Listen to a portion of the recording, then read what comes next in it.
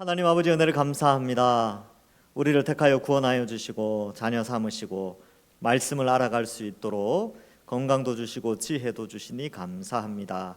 우리가 요한계시록의 말씀을 살피면서 이 시대 가운데 우리 동산교회가 어떻게 세워져야 될지, 우리 자신의 신앙이 어떻게 바르게 성장해야 될지 잘 깨닫는 시간이 되게 하여 주옵소서. 감사드리옵고 예수님의 이름으로 기도하옵나이다. 아멘. 오늘은 요한계시록 3장 살펴보겠습니다. 3장 1절부터 13절까지 하도록 하겠습니다. 자, 우리 한 절씩 교독하도록 하겠습니다. 제가 먼저 읽겠습니다. 사대 교회의 사자에게 편지하라. 하나님의 7영과 7별을 가지신 이가 이르시되 내가 네 행위를 아노니 네가 살았다 하는 이름은 가졌으나 죽은 자로다.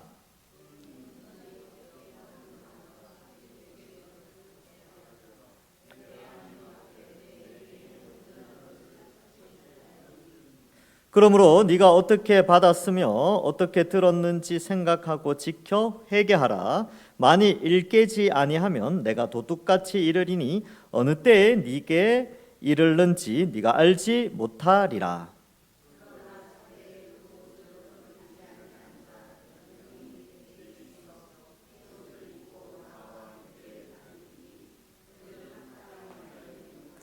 이기는 자는 이와 같이 흰 옷을 입을 것이요 내가 그 이름을 생명책에서 결코 지우지 아니하고 그 이름을 내 아버지 앞과 그의 천사들 앞에서 시인하리라.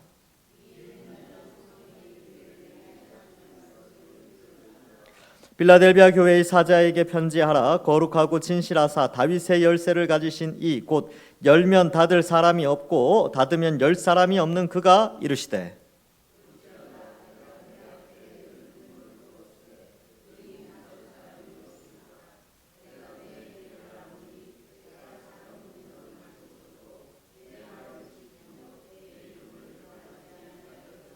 보라, 사탄의 회당 곧 자칭 유대인이라 하나 그렇지 아니하고 거짓말하는 자들 중에서 몇을 내게 주어 그들로 와서 내 발 앞에 절하게 하고 내가 너를 사랑하는 줄을 알게 하리라.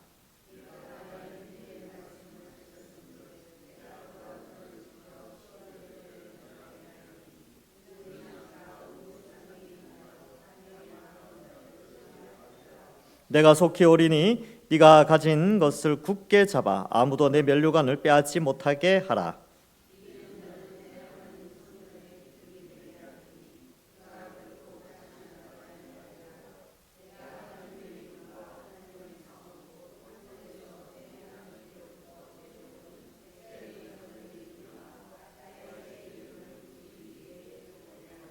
같이 읽겠습니다. 귀 있는 자는 성령이 교회들에게 하시는 말씀을 들을지어다. 아멘. 오늘은 사대 교회와 빌라델비아 교회를 함께 살펴보도록 하겠습니다. 이 사대 교회인데 이 사대라는 지역은 물론 아시아의 7교회가 다 한꺼번에 이렇게 묶여져 있지만 이 사대라는 지역은요 옛날에 리디아라는 왕국의 수도였다고 합니다. 리디아. 그래서 수도였는데 이 리디아라는 나라가 페르시아가 거기를 점령하게 되고 또 나중에 그리스 로마에 의해서 점령이 되어진 도시입니다. 그리고 그렇게 됨으로 말미암아 식민지화되면서 굉장히 약화된 도시입니다. 근데 이 사대라는 이 도시가 점령되어질 때 언제 점령됐냐면 밤에 점령됐어요. 밤에. 그래서 밤에 그 페르시아 군들이 이 성벽을 타고 올라가서 밤에 갑자기 들어가서 성을 점령해 버립니다. 그러니까 갑자기 쳐들어와서 점령되어지는 것, 이것이 사대의 멸망의 원인인데 오늘 표현해 보면 내가 도둑같이 오리라 이런 표현들 있죠. 이런 것은 이 사대 사람들한테는 상당히 뭔가 트라우마를 자극하는 그런 표현들이에요. 이거 밤에 옛날 우리 도시가 점령되었었지 그런 의미죠. 갑자기 임하는 멸망. 그들은 잘 알고 있었습니다. 그래서 사대 사람들은 밤에 갑자기 멸망되는 것이 무엇인지 알고 있었어요. 또한 AD 17년에는 이 사데라는 도시에 큰 지진이 있었다고 합니다. 여러분, 이 지역이 터키 지역이에요. 터키 지역이 몇 년 전에 또 큰 지진이 있었죠. 예, 그죠? 그 지역입니다. 그 지역. 이 지진이 자주 일어나는 지역인데 AD 17년에 큰 지진으로 도시가 초토화되었었는데 이 로마의 지원을 받아서 다시 만들어진 그런 도시였다고 합니다. 그러면 자 보세요. 사데라는 도시는요, 전쟁의 아픔이 있는 도시예요. 그리고 사데라는 도시는 자연재해의 아픔도 있는 도시입니다. 근데 그러한 가운데 이 도시가 세워졌죠. 그러면 여러분, 전쟁과 재난, 뭐 자연재해 이런 게 많이 있는 나라나 도시는요, 이 종교가 발전해요. 그러니까 이 자연 숭배 사상이 굉장히 발전하게 됩니다. 그래서 뭐 이 사람들은 산, 뭐 하늘, 뭐 이런 거 잘 섬기죠. 그러니까 일본 사람들이 그 온갖 우상 섬기잖아요. 근데 다 그 자연재해와 관련돼 있어요. 섬이라는 나라가 원래 그렇고, 섬이라는 섬 자체가 뭐 바다 신도 섬기고 뭐 땅 신도 섬기고 무슨 신을 많이 섬겨요. 그래서 자연 숭배 사상이 이 사대 지역에는 많이 있었다고 합니다. 자, 이제 본문을 한번, 이 사대라는 도시 배경이 그렇고요. 사대에 교회가 생겨나게 됩니다. 그래서 사대 교회의 사자에게 편지하라. 이 사자는 교회를 돌보는 천사 혹은 이 사대 교회의 지도자, 뭐 이렇게 해석될 수도 있는데, 하여튼 그렇게 이해하시고, 어쨌든 사대 교회에 편지를 쓰는 거죠. 7영 7별, 요거 이제 이야기했었죠. 7영은 뭡니까? 요 성령을 설명한다 그랬죠. 성령. 7이라는 숫자는 완전한 숫자. 완전히 성령께서 교회를 돌보시는데, 7영을 가지신, 또 7별을 가지신 예수님 있죠. 요거는 1장 4절에 보면, 제가 여러분 프린트물 받았습니까? 예, 프린트물에 보면 1장 4절에 보면 이 요한은 아시아에 있는 7교회에 편지하죠. 이제도 계시고 뭐 이렇게 했는데, 장차 오실 이와 그 보좌 앞에 7영, 이 성령이에요. 성령. 그래서 예수님을 통하여 성령이 이제 오시게 되는 것이죠. 7별은 뭐라 그랬습니까? 7별은 7교회의 사자라 그랬어요. 그래서 천사 혹은 그 먼저 죽으신 믿음의 선배들, 뭐 이렇게 다 포함한다, 이렇게 보통은 해석을 합니다. 계시록 4장 5절에도 7영에 대해서 돼 있죠. 그래서 7 등불을 켠 것이 있으니 이는 하나님의 7영이다, 성령을 설명하고, 계시록 5장 6절에도 끝에 보면 온 땅에 보내심을 입은 하나님의 7영이더라, 이런 표현으로 봤을 때 7영은 성령을 의미합니다. 그래서 예수님께서는 성령을 보내시는 분입니다. 여러분, 그래서 성경에 보면 성령 하나님이 이 땅에 오시는데 보내시는 분이 있어요. 누가 성령 하나님을 보내시냐면 성부 하나님이 성자 예수님을 통해서 성령 하나님이 이 땅에 오십니다. 이렇게 돼요. 그래서 요거 때문에 옛날에 싸운 적이 있어요. 성령은 성부 하나님이 보내시는 거다. 아니다. 성령은 성자 하나님이 보내시는 거다. 이거 막 싸워가지고 막 갈라진 적이 있습니다. 근데 전통적으로는 성령은 성부 하나님과 성자 하나님으로부터 오신다, 이렇게 결론을 내렸어요. 결국은 그렇게 알고 계시면 됩니다. 옛날에는 이런 거 가지고 막 싸웠어요. 그래서 교단이 막 이렇게 그런 걸로 막 싸우고 그랬었습니다. 예전에 한 1000년쯤 됐습니다. 자, 그 다음에 보시면 이 7별, 이것은 이제 7교회와 연결되어져 있는데, 역시 예수님이 교회를 책임지고 계신다라는 것을 보여주죠. 그래서 성령 하나님이 일곱 영, 그러니까 교회를 주관하시고 또 교회를 이끄시는 예수님께서 성령을 7교회에 보내시고, 또 7교회 위에 있는 천사들 혹은 그 성도들에게 그 모든 성도들을 이제 주관하시는 교회의 주인이 예수님이라는 것을 우리에게 보여주고 있습니다. 그래서 여러분, 저는 요한계시록 할 때마다, 뭐 에베소서나 고린도전서 살필 때마다 느끼는 거지만, 교회의 주인은 예수님이에요. 그래서 여러분, 이제 우리가 예를 들면 이런 거예요. 만약에 국가에 이렇게 뭔가 이렇게, 이제 국가는 교회를 어떻게 평가하냐면 교회의 주인은 성도다, 이렇게 말을 해요. 국가는, 그러니까 국가가 교회를 평가할 때는 각 교회의 주인은 성도가 주인이다. 왜냐하면 민주주의 사회는 그렇거든요. 근데 우리가 성경의 관점에서 봤을 때 교회의 주인은 예수님이에요. 맞죠? 근데 사회적으로 봤을 때 사회적인 평가 속에서는 교회의 주인을 성도라고 봅니다. 교회의 주인을 목사라고 보지 않아요. 대표는 목사로 돼 있지만 그러나 일반적으로 이 사회적인 관점, 민주주의 사회 속에서 교회의 주인을 성도라고 표현을 하지만 저는 동의하지 않습니다. 교회의 주인은 예수님이에요. 예수님이 자신의 피로 교회를 사셨어요. 그래서 여러분들이 교회를 평가하실 때에 내가 이 교회의 주인이다 이런 주인의식이 필요합니다. 그러나 그런 주인의식 속에서 그러나 이 교회는 예수님이 자신의 피로 사신 공동체다 이렇게 여기셔야 됩니다. 이 개념 좀 아시겠어요? 제가 이거 왜 이 개념을 생각하게 됐냐면 총신대학교에서 뭐 하여튼 옛날에 데모를 좀 한 적이 있었어요. 근데 이제 국가가 개입해서 그 문제를 해결하는데 국가가 그런 말 하는 거예요. 총신대학교든 뭐든 건학 이념과 상관없이 학교의 주인은 학생이다 이렇게 말하는 거예요. 이게 일반 학교에서는 맞거든요.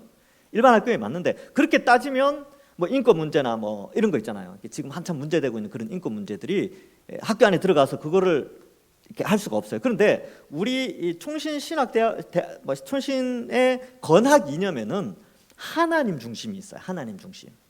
그렇기 때문에 세상은 총신대학교를 볼 때 총신대학교의 주인은 학생들이다 이렇게 표현을 하지만 목사인 제 입장에서 제가 총신대학교를 봤을 때는 총신대학교의 주인은 하나님이시거든요. 하나님이 세우셨거든요. 그래서 이 관점이 다르구나. 그래서 뭔가를 평가할 때에 이 학교 안의 문제를 해결할 때도 이것이 그런 일반 사회적인 관점에서 문제를 풀어가는 문제와 함께 신앙적인 문제로 그 안에서의 문제를 해결하는 방법이 이게 차이가 있구나. 이걸 좀 생각하면서 교회도 마찬가지다. 교회도 교회의 주인, 교회를 운영하고 교회를 이끌어가고 또 교회가 운영될 수 있도록 사회적인 관점에서 보면요, 성도들이 헌금을 내잖아요. 성도들이 와서 관리를 하죠. 성도들이 와서 예배를 드리잖아요. 그래서 사회적인 평가의 눈으로 보면 교회의 주인은 성도들이에요. 세상은 그렇게 교회를 평가한단 말이죠. 그런데 우리는 끊임없이 성경을 통해서 보는 게 뭐예요? 예수님이 7별을 가지시고 교회를 자신의 모퉁이 돌이 되셔서 유대인과 이방인을 하나로 연결해서 성전으로 지어져 가고 있지요. 교회는 어때요? 하나님을 아버지로 부르는 한 형제 자매잖아요. 그러니까 이런 관점으로 성경적으로 접근을 하면 교회의 주인은 예수님입니다. 하나님이세요. 이 관점을 맥을 잘 잡으셔야 돼요. 이거 굉장히 중요합니다. 그래서 교회는 사유화할 수 없어요. 교회는 개인의 것이 될 수 없습니다. 교회는 일부 무리가 소유권을 주장할 수 없어요. 물론 재산적인 이런 거 말고, 그러니까 뭐 그런 거 있잖아요. 이렇게 어떤 자신의 이익을 위하여 교회를 어떻게 할 수가 없어요. 교회는 예수님 겁니다. 저도 그 두려움이 있어요. 이제 함부로 제가 할 수가 없는 거죠. 그래서 이 사람은 내 사람이야 이게 아니에요. 예수님의 제자다. 예수님의 사람이고 예수님이 이곳에 보내신 사람들을 그냥 맡겨주신 거예요. 그러니까 이제 청지기의 역할을 하는 거죠. 그러니까 여러분들도 마찬가지입니다. 이 사람은 내 사람이야. 아니요. 하나님 사람입니다. 하나님의 것이에요. 이런 관점이 좀 중요한데, 이런 이 일곱 교회를 지금 설명하는데 일곱 교회 1절, 2절을 설명할 때 항상 예수님이 등장해요. 왜요? 세상에 존재하는 7이라는 완전 숫자, 그 가운데 세상에 존재하는 모든 교회의 주인은 예수님이다. 이걸 아예 초두의 못을 받고 그 다음 설명을 해 나갑니다. 동산교회도 마찬가지죠. 동산교회가 막 이렇게 가는데 예수님이 주인이에요. 자, 그 관점을 잘 가지고 있어야 합니다. 자, 그래 2절에 너는 이렇게 그 남은 바 죽게 된 것을 굳건하게 하라 이렇게 되는데 1절과 2절을 같이 한번 살펴보겠습니다. 이 1절에 보면 내 행위를 아노니 이렇게 돼 있죠. 네 행위, 4대 교회의 행위예요. 이 예수님이 주인이니까 예수님은 성령을 통하여 모든 것을 다 알고 계십니다. 저의 행위나 여러분의 행위나 아니면 우리 교회가 행하는 어떤 사역이나 열심이나 교회가 하는 기도나 교회가 하는 뭐 전도나 이런 양육이나 이런 모든 것들을 예수님이 알고 계십니다. 여러분들이 지금 공부하고 있는 거 이런 거 다 예수님이 아세요. 그러면 예수님이 보실 때에 예수님이 좋아하시는 교회, 예수님이 이 교회는 참 괜찮다라는 교회는 어떤 교회일까요? 그러니까 이런 걸 잘 생각해야 되는 거죠. 우리 교회가, 그러니까 여러분들, 우리가 좋은 교회에 대한 평가가 내 느낌과 내게 어떤 유익을 주냐 이런 관점에서 좋은 교회를 평가하는 게 아니에요. 정말 그 교회가 예수님이 좋아하시는 교회인가, 성경에서 말하는 하나님이 기뻐하시는 교회의 요소가 그 공동체 안에 있는가로 좋은 교회를 평가해야 합니다. 제가 또 왜 이 말씀을 드리냐 하면, 제가 옛날에 어떤 뭐 이렇게 세미나를 갔는데 좋은 교회 7가지 뭐 이런 거 있잖아요. 근데 뭐 일단 주차장이 좋아야 돼요. 그리고 조명이 좀 좋아야 돼요. 조명. 그치, 화면이 좋아야 되고 또 문화 콘텐츠를 제공해야 된대요. 그래서 뭐 자기 교회는 지금 댄스 모임을 하고 있대. 댄스 모임. 그래서 뭐 이제 어르신들 노화 방지를 위해서 이제 댄스를 한다 그러고. 제가 그거 보면서 저 교회가 무슨 기준으로 저렇게 좋은 교회의 기준을 저렇게 세웠나? 그러니까 무슨 뭐 NCD 뭐 이래가지고 뉴 뭐 하여튼 제가 보면서 답답하다. 전혀 성경적이지 않죠. 그게 어떤 회사에서 가져온 이론을 가져온 거예요, 교회가. 그러니까 이게 분별력이 없이 이런 걸 가져오는데, 근데 여러분, 하나님 우리 행위 다 하십니다. 우리가 드리는 찬송, 우리가 드리는 예배, 우리가 드리는 사역, 지금 뭐 대수성 공사도 하고, 뭐 우리 지금 성경 공부도 하고, 또 우리 기도회도 하고, 새벽에 일어나서 기도하고, 금요 기도회 하고, 수요 밤 예배 드리고, 또 뭐 그죠, 봉사하시고, 여러분 봉사하고 수고하고 헌신하고 이런 거 다 하셔요. 예수님 다 합니다. 그래서 다 안다. 근데 네가 살았다가 하는 이름은 가졌으나 죽은 자로다. 이건 책망이죠. 뭔가 있는 것 같은데, 하나님이 보실 때, 예수님이 보실 때 조금 문제가 있다. 이것을 말씀하고 있습니다. 그래서 어떻게 하느냐? 교회가 열심히 살아 있는 것 같은데 예수님 보실 때는 이거 정말 있어야 될 요소들이 없을 때는 죽은 것과 같다는 거예요. 정말로 있어야 될 요소들이, 교회가 정말로 가져야 될 요소들이 있다는 것이죠.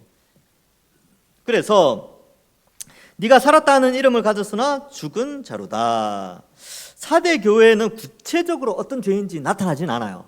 이게 재밌는 게 다른 교회들은 뭐 네가 행음했다, 뭐 거짓 교리를 받아들였다, 뭐 이런 게 나오잖아요. 근데 여기는 그냥 구체적인 죄목은 안 나오는데 하여튼 안 좋다는 거예요. 그래서 어떤 죄인지는 알 수 없으나 어쨌든 믿음을 가진 자, 신앙을 가진 자가 확 줄었다, 뭐 문제가 발생했다, 이 정도는 짐작할 수 있죠. 그래서 행위를 아는데 행위가 죽었다는 거예요. 행위가 죽었다. 그러면 믿음이 죽은 믿음이다라는 것을 보여주고 있습니다. 원래 이 야고보서에 보면 행함이 없는 믿음은 죽은 것이죠. 근데 그들의 하나님을 향한 행위 없음, 뭐 일종의 이제 4대 교회 같은 경우는 약간 침묵도모 뭐 이런 개념으로 좀 볼 수 있죠. 그래서 모임 뭐 와서 찬송도 부르고 예배도 하는데 그런 모양은 있는데 진짜 믿음이 없는 거예요. 좀 안타깝죠. 그래서 교회 모이는 목적이 사람 만나고 교제하고 스트레스 풀고 위안받고 뭐 그런 느낌, 그런 정도로 교회를 생각하는 거예요. 그래서 오늘날에도 많이 그래요. 그러니까 오늘날에 많은 사람들이 기독교 교회 그러면 절하고 비슷하다고 생각해요. 절에 가면 왜 풍경 소리 들리고 고즈넉하니 산새 소리 들리고 마음이 편안한데 산에 가기 힘드니까 교회로 오는 거예요. 교회 와서 이제 잔잔한 음악과 함께 명상도 하면서 뭐 이렇게 마음의 위로와 또 목사님이 앞에서 축복받는다, 뭐 고생했다, 격려하고 막 그러면서 위로받고 가는 곳으로 교회를 생각한다는 거예요. 그래서 이러한 부분도 이제 어떤 모양은 있는데, 정말 경건의 어떤 모양 같은 거는 있는데 그 속에 진짜 믿음이 없는 거죠. 그래서 이런 부분들. 그래서 너는 일깨어 그 남은 바 죽게 된 것을, 이렇게 되는데 이런 표현들이 좀 재밌어요. 여기 2절과 3절에 동사들, 그러니까 행위에 대해서 뭔가 설명하는 게 있어요. 첫 번째, 일깨어라는 단어가 나오죠. 일깨어. 깨어지는 웨이크업이에요. 웨이크업. 일어나! 이런 거예요. 일어나! 너는 이렇게 세워서 4대 교회 너희는 지금 깨야 돼. 지금 자고 있어. 이런 뜻이에요. 그 다음에 남은 바, 남아있는 자들, 죽게 된 것 이렇게 표현했는데 이거는 이제 동사는 아닌데 이 영어 번역에서는요 이거를 about to die 이렇게 되는데 거의 죽게 되다, 거의 죽게 된 이런 뜻이에요. 거의 막 about 이게 대략 뭐 이런 뜻이거든요. 대략 죽게 됐다 이런 뜻이에요. 대략 너희는 지금 대략 거의 보니까 거의 죽은 거하고 비슷해. 근데 이제 모이거든요. 사람들이, 사대교회 사람들이 막 모여요. 근데 이게 예수님 평가하실 때 이거 거의 죽었는데 이거 인공호흡 해야 되나 이런 생각 정도. 죽게 된 것을 굳건하게 하라. 근데 다시 살릴 수 있다는 거예요. 굳건하게 하라. 두 번째 동사가 나오죠. 그래서 깨어야 되고 굳건하게, 믿음을 굳건하게 붙잡는 거예요. 그래서 강하게 하다, 영어로는 strength이라고 쓰는데 강하게 하다 이런 표현이에요. 그래서 여러분 성도가 강해지려면 은혜를 받아야 됩니다. 맞죠? 교회 오는데 교회에 와서 은혜를 못 받으면요 약해져요. 은혜의 통로가 뭡니까? 말씀과 기도거든요. 요거는 세례문답할 때 나옵니다. 우리의 은혜의 통로 두 가지죠. 말씀과 기도. 한 가지 더 있긴 합니다. 성례.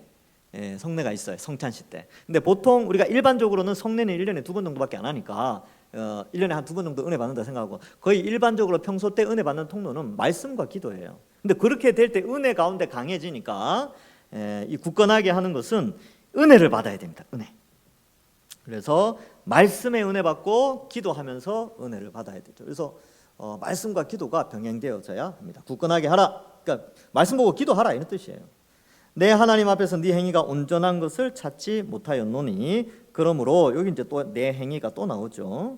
그러므로 네가 어떻게 받았으면 어떻게 들었는지 생각하고, 세 번째가 생각을 해야 돼요. 그리고 네 번째가 회개해야 합니다. 자, 그래서 요 2절 3절의 요 내용들을 좀 살펴봤고요. 굳건하게 하라. 이건 말씀과 기도라고 말씀드렸어요. 그래야 강해집니다. 내 하나님 앞에서 네 행위 온전한 것을 못 찾았다. 즉 믿음에 합당한 행위가 없다는 거예요. 이 행위라는 것은 믿음과 함께 가는데 이게 믿음에 합당한 행위가 없는 거죠. 그냥 일반 동호회 정도 형태로 전락해버린 교회를 설명하고 있습니다. 그래서 이건 역사 속에 이런 모습이 나타날 수 있죠. 저도 이제 이거는 뭐 정확할지는 모르는데 들은 이야기인데, 일본의 기독교가 먼저 들어갔어요. 그래서 일본에서도 교회가 막 생겨났는데 2차 대전 후에 일본이 패망했잖아요. 망했잖아요. 근데 교회에서 복음을 가르친 게 아니라 이 패전한 국가로서의 자존심을 세워준다고 교회에서 복음을 가르친 게 아니고 문화적 컨텐츠를 제공하면서 아까 말했던 그런 댄스나 뭐 이런 것들을 교회 안에 막 해서 성도들을 위로를 많이 했대요. 그래서 얼마 있다가 교회가 없어졌어요. 지금 일본에 교회가 거의 없잖아요. 그러니까 복음이 사라지니까 은혜 받는 통로, 말씀과 기도가 사라진 교회는요, 이제 동호회 집단으로 바뀌면서 사라집니다. 교회가 사라져요. 그래서 이런 것들이 참 중요하지요. 그래서 이 믿음이 없으면, 그 행위가 믿음에 합당한 행위가 없으면 당연히 사라지게 되는데, 어떻게 해야 되냐? 깨워야 되고 굳건하게 해야 되고, 자, 내가 어떻게 받았으며 어떻게 들었는지를 생각해야 된다. 무엇을 받았을까요? 무엇을 들었을까요? 당연히 복음이겠죠. 복음을 이제 받았는데 어떻게 받았는가? 4대 지역이 복음을 어떻게 전했는가? 복음을 어떻게 받았는가? 뭐 우리는 구체적으로 알 수는 없지만 아마 사도행전의 이런 것들, 그리고 그 오순절날 예루살렘에 올라왔던 유대인들이 그 아시아 지역으로 흩어지면서 교회를 세우고, 또 사도 바울의 선교 사역 이런 것들을 통해서 이 4대 지역에도 교회가 생겨났겠죠. 그래서 지켜야 됩니다. 지켜 회개해야 되죠. 지켜서 이런 것들, 복음을 지켜서 회개해야 됩니다. 자, 그러면 여러분, 복음을 지킨다라는 표현이 두 가지 의미가 있어요. 복음을 지킨다, 말씀을 지킨다 개념이, 첫 번째는 잘 배워야 됩니다. 거기 써놓으세요. 첫 번째, 지켜 회개하라. 이게 지킨다, 뭔가 어떻게 받았으면 이 받은 거 있잖아요. 들은 거, 이거를 어떻게 지켜야 되냐 하면, 첫 번째는 배워야 돼요. 배움. 그 다음에 두 번째는 가르침이에요.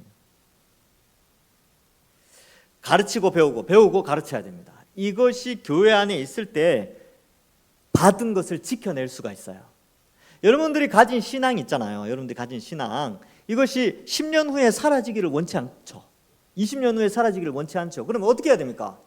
배우는 사람이 있어야 되고 가르치는 사람이 있어야 돼요. 그래야 지켜낼 수가 있습니다. 그래서 그렇게 해서 그런 식으로 회개해야 한다. 그래서 복음을 잘 배워야 됩니다. 여러분, 제가 한 2-3년 후에 내년 말고 후내년 말 그 다음 해, 그 다음 해에 복음 강의를 또 합니다. 제가 코로나 때 했어요. 코로나 때 1년 동안 복음 강좌를 했습니다.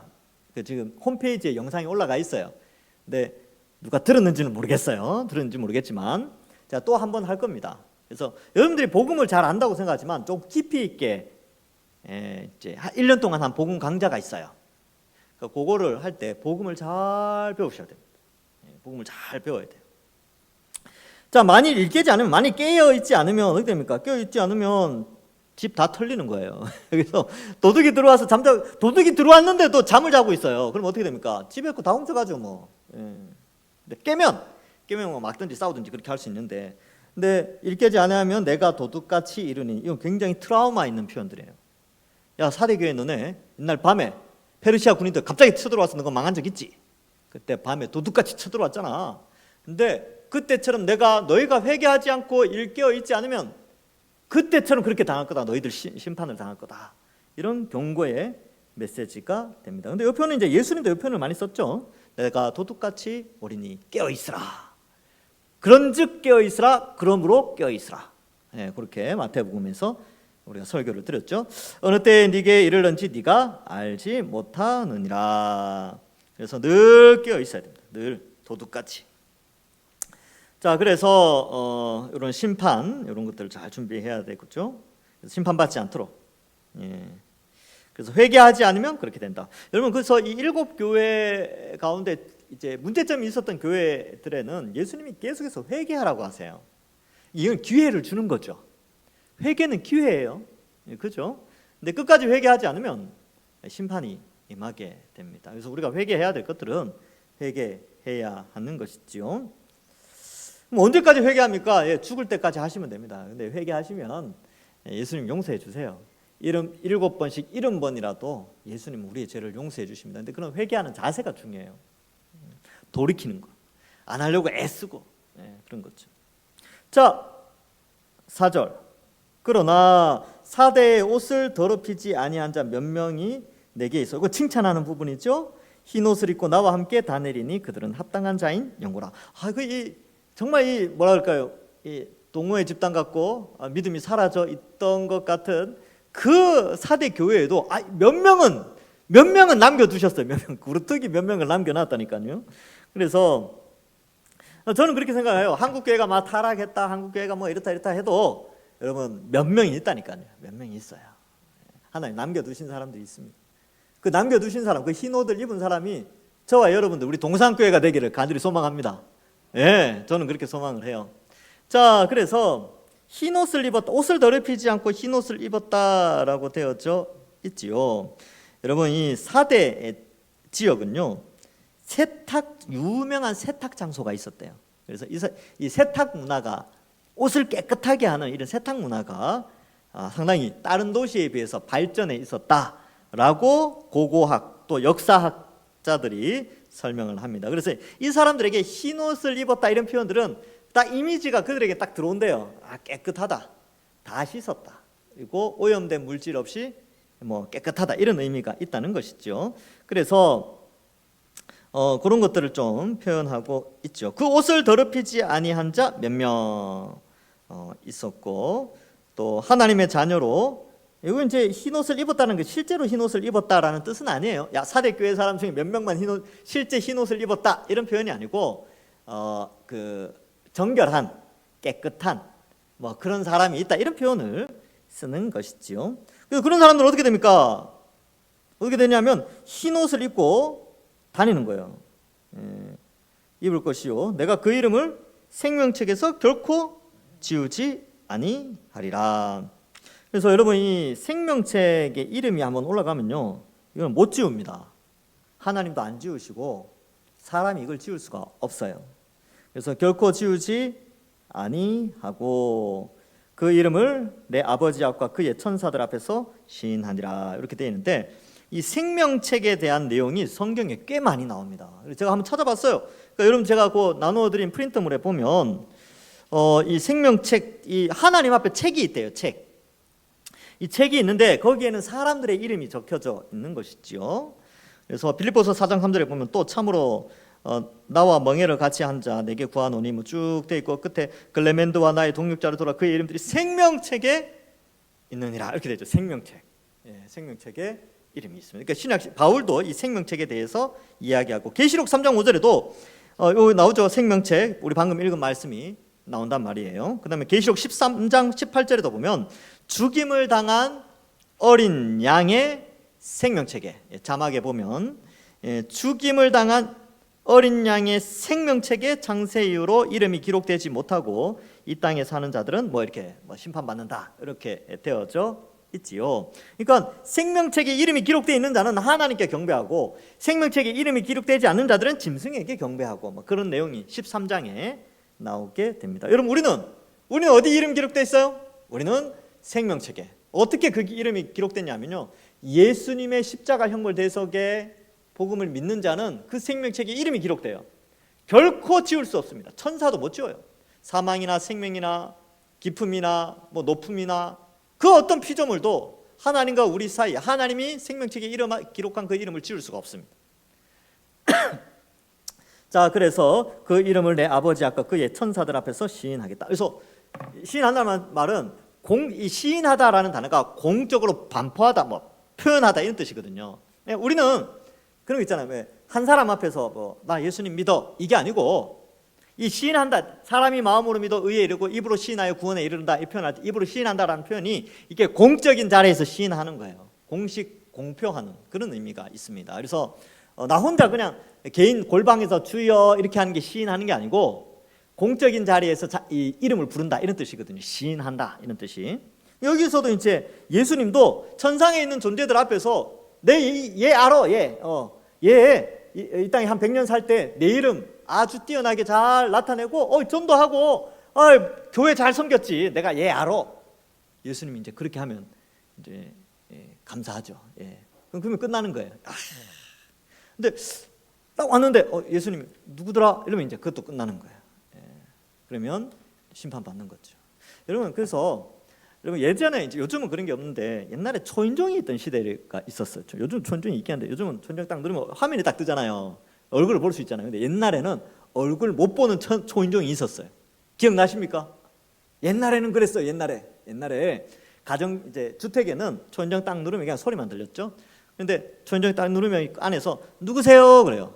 그러면 이제 딱 들어보면 엄마 목소리는 엄마 나야. 그러면 하고 문을 열어준단 말이죠. 왜요? 평소 때 이야기를 하니까 그 목소리를 알아요. 억양도 알고 안단 말이에요. 그런데 딱 눌렀는데 엄마 나야 하는데 목소리가 달라. 그러면 묻죠. 누구세요? 엄마 나라니까. 아닌데? 이렇게 한단 말이죠. 그래서 이게 뭐를 의미하느냐면 평소 때 관계를 맺으면요 알아요. 근데 전혀 관계가 없는 사람들은요 그 이름이 생소한 거죠. 우리와 하나님, 예수님과 사이에 늘 기도하고 말씀 보고 하나님 뜻대로 살려고 하고 뭐 그런 사람들은 하나님이 알죠. 당연히 알아요. 야, 내가 너 알지. 너 이 땅에 살면서 예배도 잘 드리고 봉사도 하고 또 전도하고 기도하고 내 네 목소리 다 들었어. 내 천사들이 네 기도 제목 갖고 오는 거 내가 다 알아. 그렇게 하신다는 거예요. 그 이름을 기억했으니까. 근데 하나님 평소 안 찾아. 기도도 안 해. 그냥 이제 앉았다가 왔다가 이게 사대 교회처럼 오긴 오는데 그냥 딴 생각하고 오는 거죠. 믿음은 없고. 근데 주님도 몰라요. 주님도 시인하지 않습니다. 그 사람은 공적인 자리에서도 예수님 믿는다 소리도 안 해. 그럼 예수님도 안 하죠. 그래서 이런 표현들이 꽤 많이 나옵니다. 그래서 뭐 이 생명책에 대한 내용들은 지금 많이 나오죠. 여러분 제가 드린 거기 프린트물에 많이 나오죠. 그래서 생명책이 기록되는 게 중요합니다. 이 기록되는 순간 우리는 하나님과 관계를 맺으면서 하나님께 기도하고 말씀을 통해 하나님의 목소리를 듣고 우리의 원하는 바를 하나님께 올려드리고 하나님의 뜻을 말씀, 성경을 통하여서 깨닫게 되는 그런 관계가 형성되어지는 자가 생명책에 기록된 자입니다. 계시록 17장 18절에도 네가 본 짐승은 전에 있었다가 지금은 없으나 장차 무주갱에서 쭉 되어 있죠. 그래서 창세 이후로 생명책에 기록되지 못한 자들이 뭐 이렇게 표현하고 있어요. 요한계시록 20장 12절에도 생명책, 15절에도 생명책, 뭐 21장 27절 읽어보겠습니다. 무엇이든지 속된 것이나 가증한 일 또는 거짓말하는 자는 결코 그리로 들어가지 못하되 오직 어린 양의 생명책에 기록된 자들만 들어가리라. 하나님 나라에 들어가는 것, 생명책에 기록된 자만 들어간다라는 것이죠. 구약에도 생명책이라는 표현이 나와요.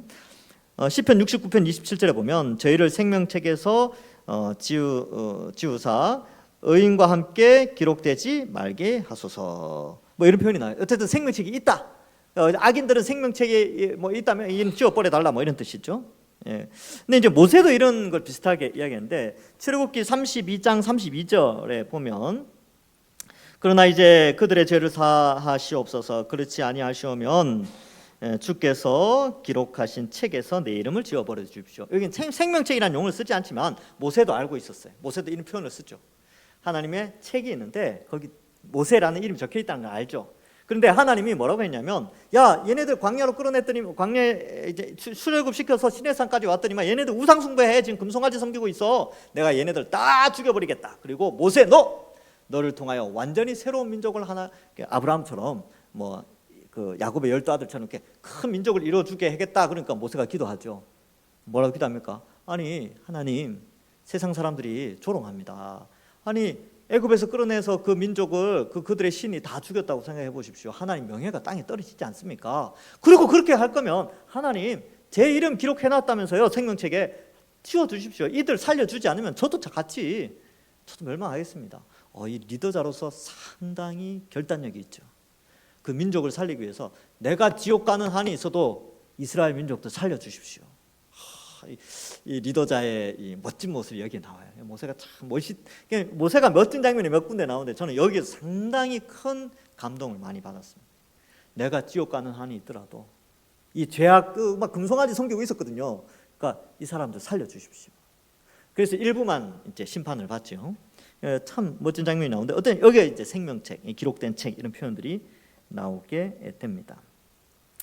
자, 그래서 5절에 계속 보시면 뒷부분에 보면 그 이름을 내 아버지 아까 그의 천사들 앞에서 시인하겠다 이렇게 되어져 있지요. 그래서 이 시인한다는 것은 생명책 명단을 인정하는 것입니다.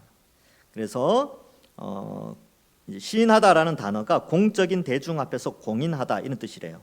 이 단어가 자 마태복음 10장 32절에서 33절 여러분들 나눠드린 프린터물 또 자막에 보면 이렇게 돼 있죠. 누구든지 사람 앞에서 나를 시인하면 나도 하늘에 계신 내 아버지 앞에서 그를 시인할 것이요 누구든지 사람 앞에서 나를 부인하면 나도 하늘에 계신 내 아버지 앞에서 그를 부인하리라.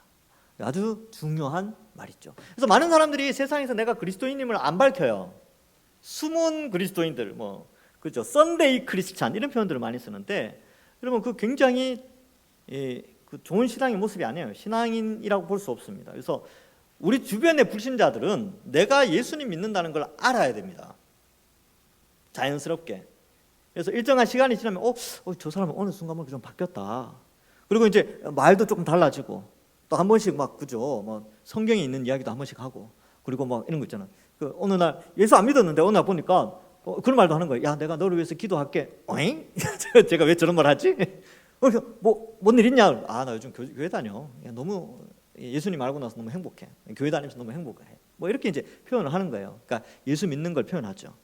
그래서 이제 그런 것들. 그러니까 이제 이제 대학교 올라가거나 직장에 들어가서 우리 청년들이 이런 부분들에 있어서 많이 두려워합니다. 근데 시인해야 돼요. 저 예수님 믿습니다. 저 교회 다닙니다. 이런 말 하고 그래서 또 그 직장에 들어가서도 저는 이제 예수님 믿기 때문에 좀 절제하겠습니다. 아니면 저는 그건 동참할 수 없습니다. 제 친구가 했던 말이에요.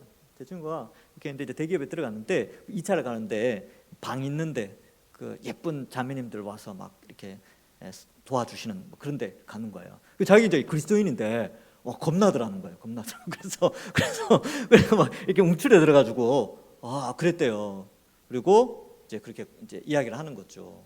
그래서 이제 그런데 가가지고 이제 드러내는 거예요. 자기 그리스도인이라는 걸 드러내고. 근데 이제 요즘 시대가 좋아져가지고 강제로 막 데리고 가지는 않는데요. 너는 안 가지? 이런 식으로 해가지고 빼놓고 가기도 하고.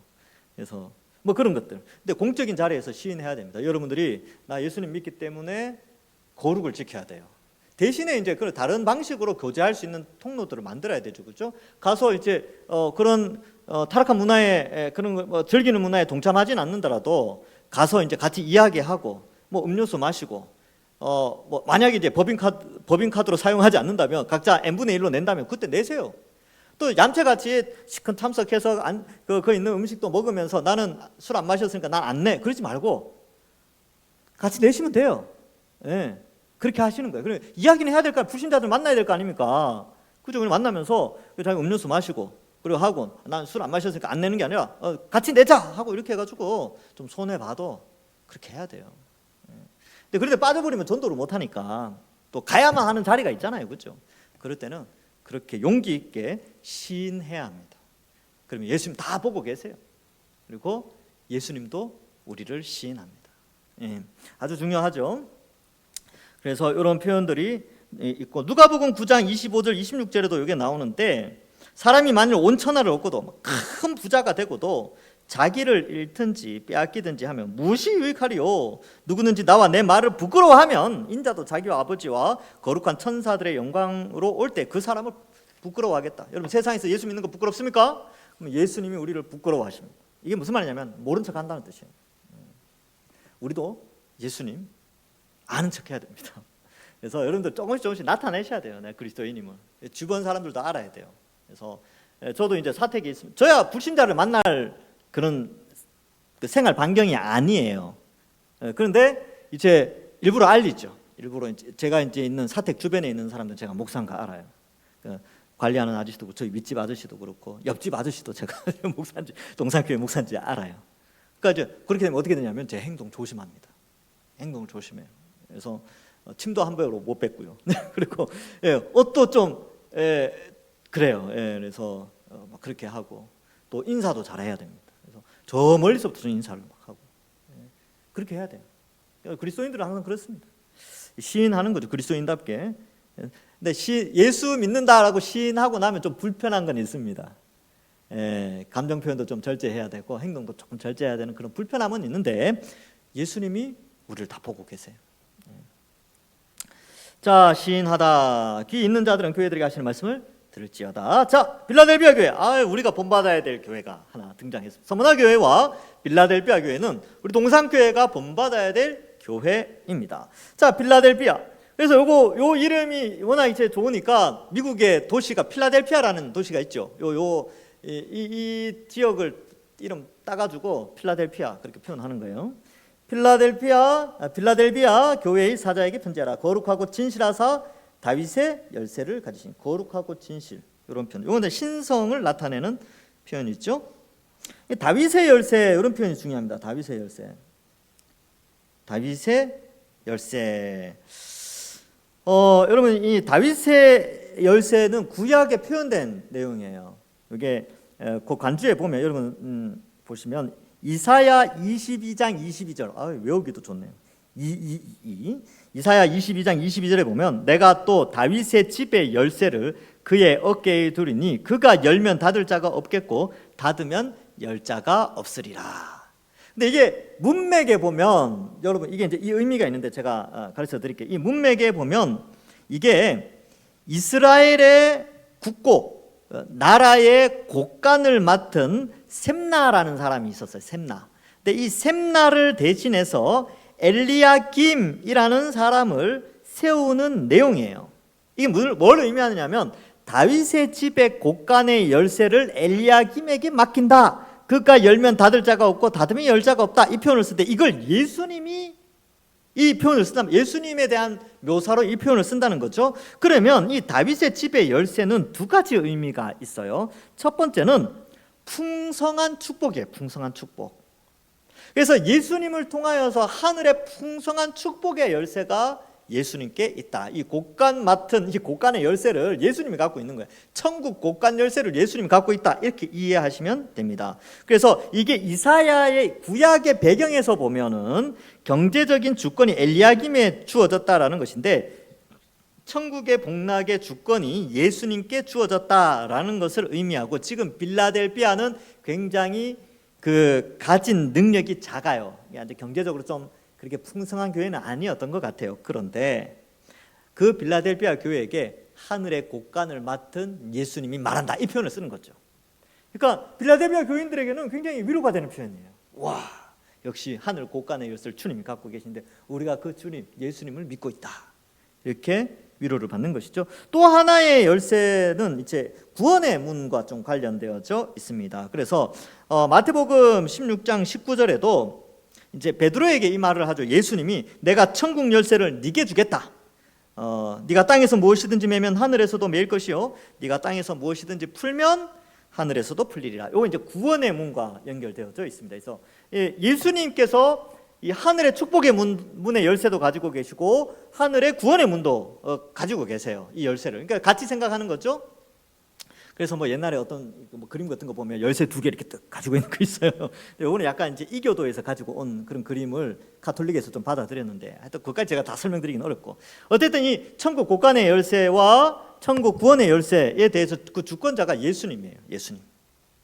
근데 그러한 힘을 교회에 준 거죠. 베드로에게 줬다는 것은 베드로를 통하여 베드로의 신앙 고백을 통하여 형성되는 교회에게 이 권력을 준 거죠. 권력을 이양해 준 겁니다. 그래서 교회가 매면 하늘에서 매이고 교회가 풀어주면 하늘에서도 풀려지는 것이죠. 그래서 교회에서 출교하면요 하늘에서도 출교당하는 거죠. 하여튼 그렇게 그 정도의 위험이 있는 교회의 권력.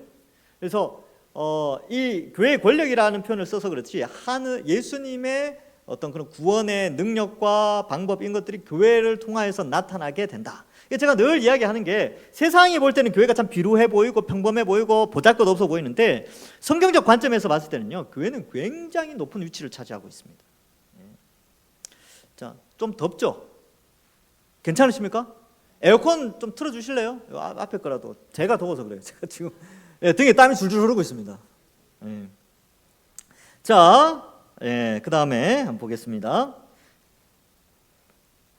자, 열면 닫을 사람이 없죠? 열면 닫을 사람이 없고 닫으면 열 사람이 없는 그 예수님이 우리에게 이 교회에게 이런 능력을 주시고 8절에 보시면 볼지어다 내가 내 앞에 열린 문을 두노니 열린 문이죠. 능히 닫을 사람이 없으리라. 빌라델비아 교회에 열린 문을 둔 거예요. 누구든지 빌라델비아 교회를 통하여서 구원받을 수 있다라는 은혜를 주신 것이죠. 그러니까 우리 동산교회도 마찬가지입니다. 누구든지 동산교회 오면 누구든지 하나님 나라에 갈 수 있는 그런 혜택을 주는 그런 인정받는 교회. 우리가 꿈꿔야 될 교회입니다. 누구든지 우리 교회 오면 말씀 듣고 구원받는다. 뭐 그런 거죠. 그래서 이러한 열린 문을 두었다. 진짜 큰 축복이에요. 그래서 여러분 그런 거 있잖아요. 큰 교회가 중요한 게 아니고 저는 이제 늘 이렇게 비율로 생각하는데 그 교회에 과연 몇 명의 퍼센트가 이 열린 문 안으로 들어갈 수 있을 것인가. 이게 이제 그 주어진 분량에 맞는 건데 제게 주어진 분량은 여러분들이에요. 그러니까 이 가운데 제가 과연 몇 퍼센트와 함께 하나님 나라에서 거주하며 동행할 수 있을 것인가. 이게 제 사명이거든요. 그래서 뭐 세상은 어쨌든 규모로 평가하지만 저는 비율로 평가합니다. 왜냐하면 예수님한테 배운 거죠. 예수님이 과부의 2렙돈 드린 사람 그 과부한테 이 사람이 제일 많이 했다 그랬거든요. 그걸 뭘 의미하냐면 비율로 보시면 비율로. 그러니까 전 재산을 드렸잖아요. 2렙돈은 그러니까 규모로 보면 정말 가치 없는 규모예요. 그런데 예수님 평가할 땐 제일 많이 했다라고 표현하는 이 비율. 마찬가지로 세상은 교회를 규모로 평가를 해요. 큰 교회, 좋은 교회 뭐 그렇게 생각하는데 저는 성경을 봤을 땐 비율이다. 그 교회 공동체 안에서 과연 몇 명이 하나님의 백성이 되는가. 이 비율이 정말 중요합니다. 그래서 아주 이걸 이제 좀 신경을 좀 쓰고 있는데 하여튼 우리 동산교회 오면 무조건 다 구원받을 수 있도록 이렇게 함께 노력해야 됩니다. 자, 그다음 열린 문을 뒀으니 이거 축복의 열린 문, 우리를 동산교회에 열린 문을 주셨다. 이거 정말 좋은 거죠. 능히 닫을 사람이 없으리라. 내가 네 행위를 안다. 이 행위는 뭐예요? 지금 4대 교회의 행위와 빌라델비아의 행위 교회가 완전히 다른 행위예요. 내가 너희 행위 알아. 너희 아무것도 안 했지. 이게 4대 교회고 내가 너의 행위를 알아. 오, 너 정말 잘했어. 이제 빌라델비아 교회죠. 왜 어떻게 잘했냐면 네가 작은 능력을 가지고도 내 말을 지키며 내 이름을 배반하지 아니하였다. 여러분 이게 바로 교회의 칭찬받을 내용이 뭐냐 하면 능력의 크고 작음의 문제가 아니에요. 규모의 크고 작음의 문제가 아니라 말씀을 지키느냐 그리고 그 이름 신앙을 지켜내고 배반하지 않느냐 이 세상과 타협하지 않고 거룩한 백성으로 살아가느냐 이게 굉장히 중요해요.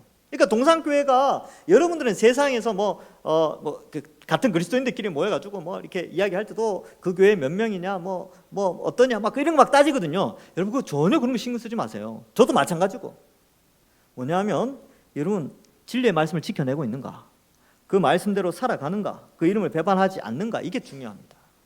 그러니까 여러분들 개인이 중요해. 여러분들이 어느 교회를 다닌다 이런 것도 참 중요하겠지만 내가 정말로 동산교회를 통하여 내가 이 말씀을 지키고 있는가, 내 이름을 배반하지 않고 있는가, 이게 아주 중요하다는 것이죠. 세상은 규모를 보지만 우리는 하나님은 거룩을 봐요. 그래서 큰 성 바벨론과 거룩한 성 예루살렘, 이게 이제 이 요한계시록에서 계속 대조가 됐죠. 자, 9절 보라 사탄의 회당 곧 자칭 유대인이라 하나. 여러분 이 사탄의 회당 시나고그, 이게 유대교는 시나고그, 이 회당을 중심으로 교리를 가르치는데 그게 회당이라고 하지만 유대교의 회당이지만 사탄의 회당이다.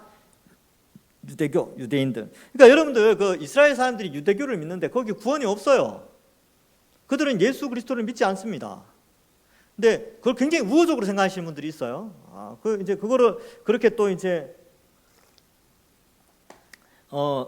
생각하는데 이 칼빈이 주석서를 쓴 것 중에서 구약 주석을 할 때 뭘 많이 비판하냐면 유대교를 많이 비판해요. 가톨릭도 많이 비판하는데 이 유대교 신학자들, 근데 유대교와 합한 가톨릭 신학자들이 있어요. 이 사람들을 비판하는데 이렇게 표현 써요. 진짜 사탄의 자식들이다. 그렇게 칼빈 책 읽어보면 정말 언어가 거칩니다. 언어가 거칠어요. 특별히 그런 사상들에 대해서는. 그래서 제가 이제 보면서 이 시대, 그 시대에 이런 표현을 썼단 말인가? 와, 칼빈 대단하다. 이런 생각도 한번 해봅니다. 그러니까 이 요한도 그렇죠. 지금 유대교라는 자신이 유대인이잖아요. 그리고 그 자신의 조상들이 믿던 그 유대교에 대해서 이렇게 표현하는 거죠. 그래서 이런 표현이 있는데 유대인이라 하나 그렇지 아니하다. 유대인이라는 표현이 이제 사실 긍정적인 표현인데 실제적으로는 유대인이라고 하지만 실제 유대인이 아니야. 걔네들은 하나님의 백성이 아니야. 이런 의미입니다.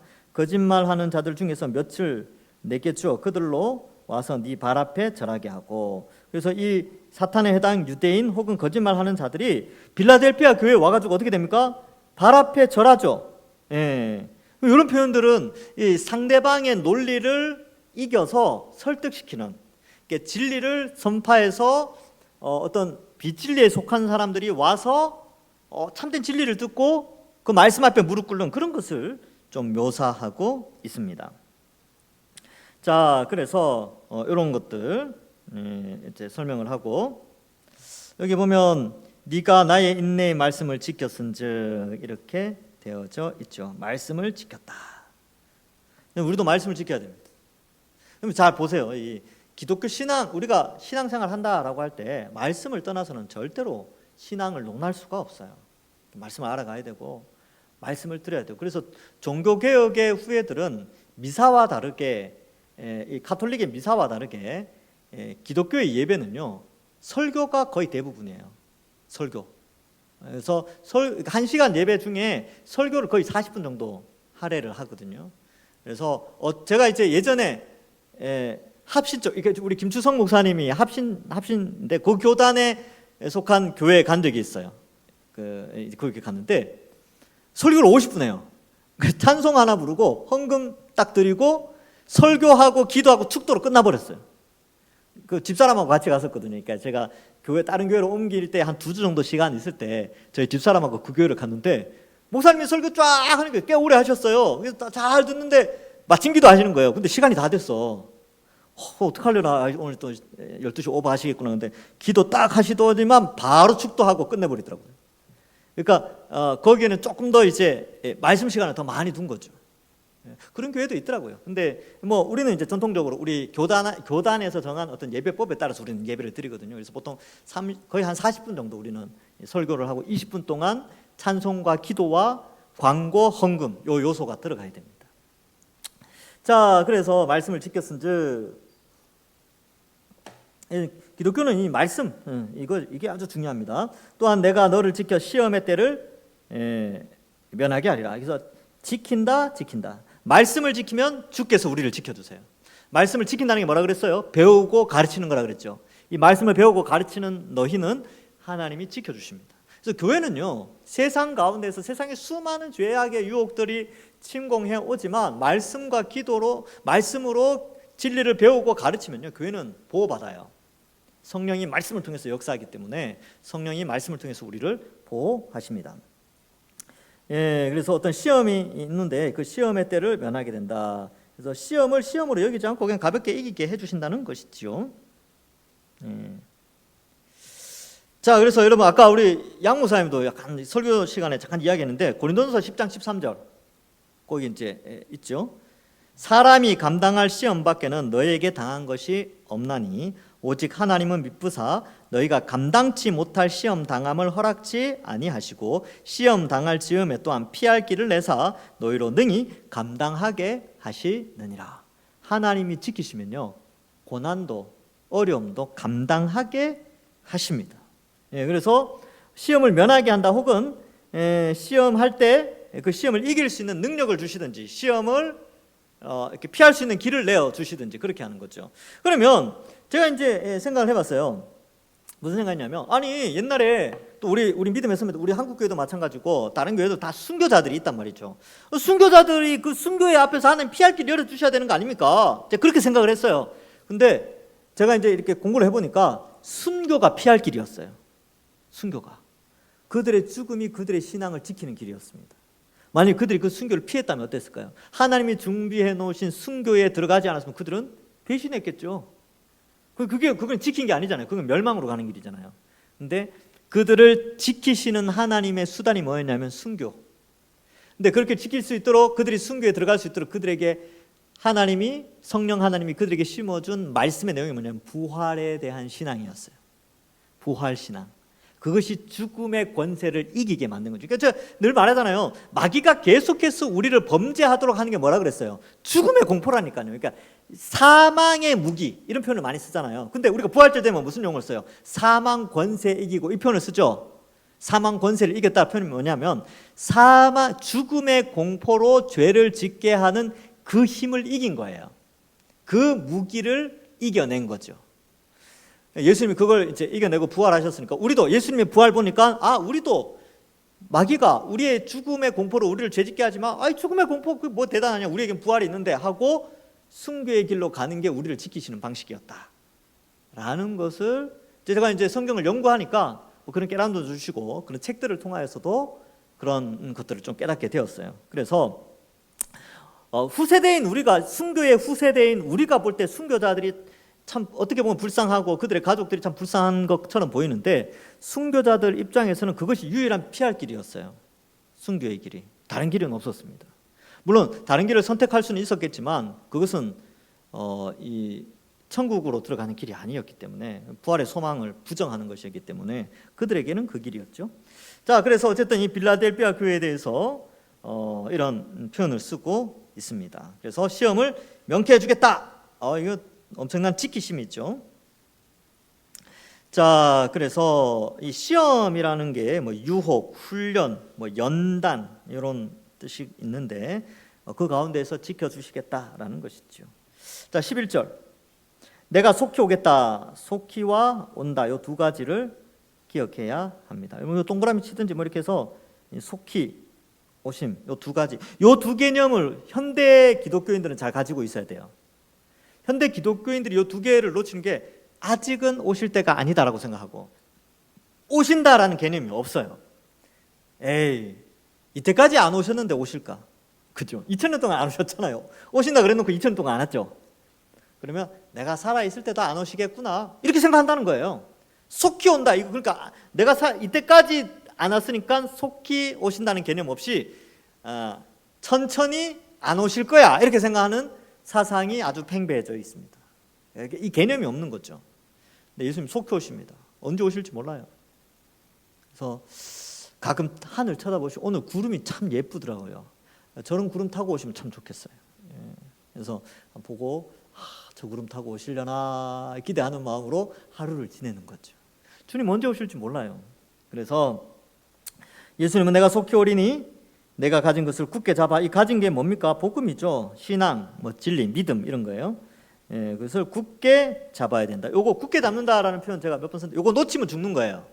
그러니까 제가 이제 장마철이나 TV 뉴스에 보면 119에서 계곡에서 사람 건지는 거 본 적 있습니까? 밧줄 이렇게 해가지고 밧줄 그 119 대원이 쭉 타고 가서 그 바위에 걸린 사람 이렇게 딱 잡고 그 밧줄 잡고 쫙 오는데 그거 놓치면 어떻게 돼요? 죽어요. 예, 휩쓸려 가서 죽습니다. 여기 굳게 잡는다는 게 그겁니다. 요거 놓치면 죽는 거죠. 이 믿음을 놓쳐버리면 죽는데 네가 가진 것을 굳게 잡아야 된다. 여러분 딴 거 다 포기해도 신앙 포기하면 안 됩니다. 딴 것 뭐 잠시 공부하는 거 방학할 수 있고 잠시 뭐 하는 거 좀 쉴 수 있는데 믿음을 쉬면 안 돼요. 놓치면 죽습니다. 그러니까 딱 놓쳤다 싶다 바로 빨리 잡아야 돼요. 최대한 빨리 잡아야 됩니다. 그건 오래 놓치고 있으면 점점 휩쓸려 가요. 더 이상 하여튼 굳게 잡아야 되죠. 아무도 네 면류관을 빼앗지 못하게 하라. 그래서 교회 안에 들어오신 분들 어쨌든 이러한 믿음을 굳게 잡아야 합니다. 왜냐하면 주님이 속히 오시기 때문에 그렇죠. 이 속히라는 단어는 급박성과 긴장감 이 두 개를 보여주고 있습니다. 자, 그다음 이기는 자는 내 하나님 성전의 기둥이 되게 하리니. 성전의 기둥이죠. 여러분 지진 그리스, 로마, 뭐 터키 이런 데 가면 옛날 그 남아 있잖아요. 그 옛날 건물 남아 있죠. 뭐 남아 있던가요? 터하고 기둥 남아 있죠. 기둥 남아 있어요. 근데 이게 뭘 의미하냐면 건물 중에서 제일 튼튼한 데가 기둥입니다. 제 이제 짧은 공학적 지식, 이제 건축 지식에 의하면 지진이 일어나면 이런 판들은 다 무너지잖아요. 그러면 지진이 일어날 때 무너지는 게 보일 때 어디로 피해야 되냐면 기둥 옆으로 피하셔야 돼요. 기둥 위쪽 슬라브는 안 무너지거든요. 기둥이 힘을 받아서. 그렇게 딱 숨어 있으면 무너졌을 때 살아 있을 확률이 좀 높습니다. 근데 이런 가운데 이제 기둥 없는 곳에서는 바로 이렇게 떨어지니까 이게 기둥이 그만큼 튼튼해요. 그러니까 하나님 성전의 기둥으로 삼는다는 것은 흔들리지 않는 아주 견고한 자로 이렇게 남겨주겠다 이런 의미가 있지요. 그래서 기둥이 되게 하고 또 그 이름을 그 위에 하나님의 이름을 새기죠. 그가 결코 다시 되리니 그가 결코 다시 나가지 아니하리라. 내가 하나님의 이름과 나가지 않는다 이런 표현은 끝까지 기둥은 움직이지 않기 때문에 구원의 확신을 주는 말씀이 있죠. 그리고 하나님의 이름, 하나님의 성, 곧 하늘에서 내 하나님께로부터 내려오는 새 예루살렘의 이름, 하나님의 이름, 새 예루살렘의 이름, 하나님의 성, 뭐 이렇게 나의 새 이름을 그 위에 기록하리라 이렇게 표현하고 있어요. 이거 여러분 하나님의 이름을 어디인가 기록한다는 것은 그것은 소유물을 의미해요. 그죠? 그래서 여러분들 소유의 이름 적는 거, 이거 초등학교 가면 초등학교 아이들 공책에 이름 적잖아요. 그리고 여러분들 성경책에 이름 적어놨습니까? 그리고 여러분들 이거 여기 이름 적었었습니까? 저 여기 이름 적어놨어요. 왜 적어놨어요? 이건 내 거니까. 하나님의 이름을 여러분들에게 적어놨다. 이건 무슨 뜻이에요? 여러분들은 하나님 거라는 거예요. 하나님이 지키시는 하나님의 성전, 하나님의 기둥, 하나님의 예루살렘, 하나님의 이름이 적힌 새 예루살렘으로 삼아주신다라는 것을 의미합니다. 그래서 아주 멋진 거죠. 그래서 소유, 그 다음에 보호도 의미합니다. 보호, 살아 있으니까 보호하겠다 이런 뜻이에요. 그러니까 하나님의 이름이 우리에게 적혀 있으니까 하나님이 보호하신다. 소유와 보호의 개념이 하나님의 이름이 적혀 있다라는 것이죠. 그래서 빌라델피아 교회는요 하나님의 이름이 거기에 있어요. 그러니까 빌라델피아 하나님이 그 성도들을 지켜 주시고 보호하신다. 그들이 칭찬받은 이유는 말씀을 잘 지켰습니다. 말씀을 잘 지켰어요. 지킨다는 것이 가르치고 배우고 또 실행하고 이런 것까지 다 포함하는 것이죠. 귀 있는 자는 성령이 교회들에게 하시는 말씀을 들을지어다. 그래서 성전의 기둥 뭐 이런 거 아주 중요한 이미지 내용이지요. 오늘은 여기까지. 우리 빌라델피아 교회처럼 우리 동산교회가 능력은 많지 않지만 세상에서 동산교회 하면 유명한 교회는 아니지만 하나님이 인정하시는 빌라델피아 교회처럼 그런 교회 되기를 바랍니다. 기도하겠습니다. 하나님 감사합니다. 우리를 택하여 구원하여 주시고 또 이 아시아의 7교회를 바라보면서 우리가 회개해야 될 것은 무엇인지, 우리가 어떤 부분에 있어서 깨어 있어야 되는지, 생각해야 되는지, 또 굳게 잡아야 되는지 깨닫게 하여 주시니 감사합니다. 우리가 말씀과 기도와 또 진리를 지키고 또 거룩하고 진실하게 살아가는 저희들 되게 하시고, 그로 말미암아 서머나 교회와 빌라델비아 교회가 칭찬받았던 것처럼 우리도 하나님 앞에서 칭찬받는 저희들 다 되게 하여 주시옵소서. 감사드리옵고 예수님의 이름으로 기도하옵나이다. 아멘. 수고하셨습니다.